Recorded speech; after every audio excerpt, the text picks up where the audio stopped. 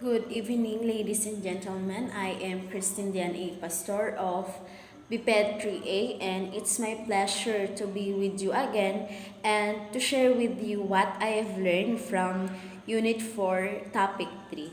So, the topic of today's video lecture will focus on placement, and with that, I will be expanding more about this. So, the first thing that I will be sharing to you is all about placement.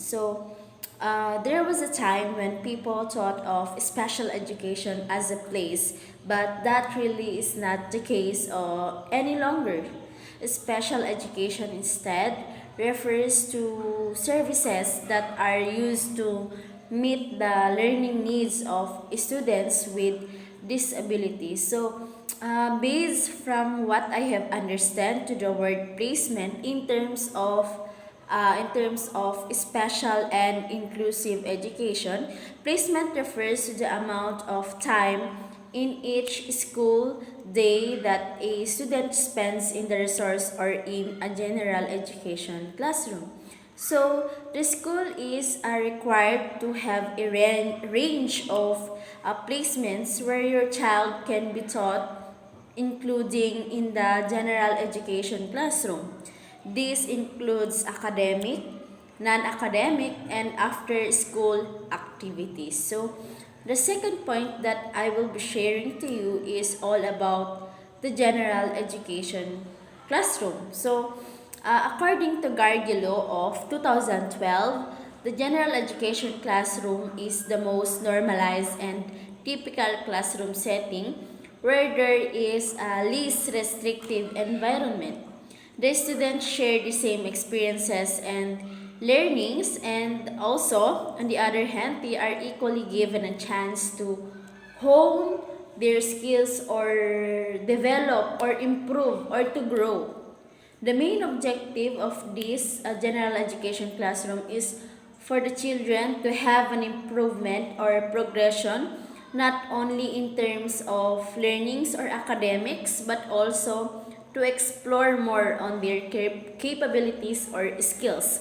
It is important to know that the school cannot use a one size fits all approach in educating children who have disabilities because we badly need to consider the capabilities of the students.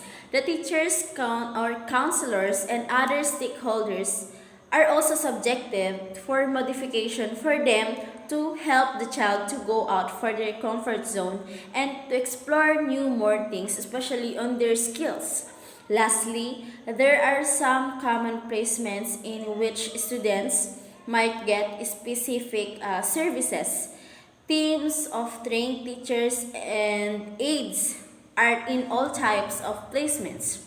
A student could be placed in a single setting all day or spend parts of the day in different settings. For example, a student in a mainstream education classroom all day might receive special education services in the same thing that a general education classroom do as part of their regularly scheduled instruction time. Or a student might go to different educational settings for part or all because it gives or receives special education services.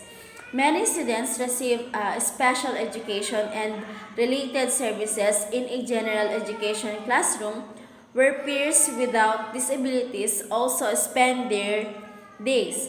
This is also called inclusion because some services that a student might receive in a mainstream setting include direct instruction, a helping hand teacher, a team teaching, co-teaching, interpreter, educational aids or education aids, modifications or accommodations in lessons or instructions, or more teachers per student. And when we say inclusive education, it advocates or it allows all children to the greatest extent possible wherein they have an access to regular education classroom while also providing a support to overcome hurdles to achieve for their greatest achievements. So, for my two takeaways for this video lecture, based from the situation of Carl.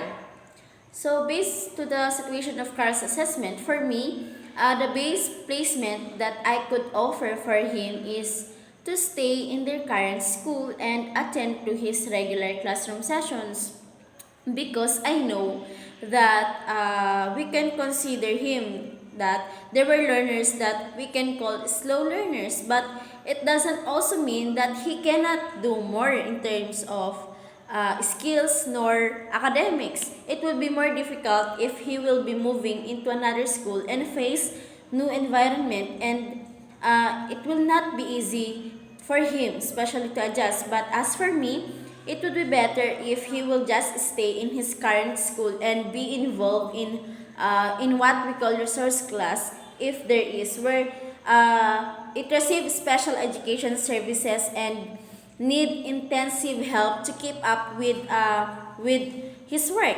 The class may have one or two students or may have many students. However, students receive instruction or support based on their unique needs. And I think this is needed by the full support. This is needed with the help of with the support also of their um, teachers, parents, and have a patience to be with their child to improve and develop themselves. Second, I'm not really into in what we call the one size fits all approach, because education has additionally been approached using a one size fits all model, wherein students are subjected to the same teaching styles and evaluation methods irrespective of their ability or interest. And I believe that students have their own capabilities and interests and also skills, which later on they will discover in with their own selves. This is not really true to all, especially in inclusive education, because we are promoting students' development and progression based on their needs and capabilities. And I think that would help there to that would help him or her for him or her to achieve a greatest achievement in terms of their in greatest achievement in their entire life. That would be all. Thank you and God bless.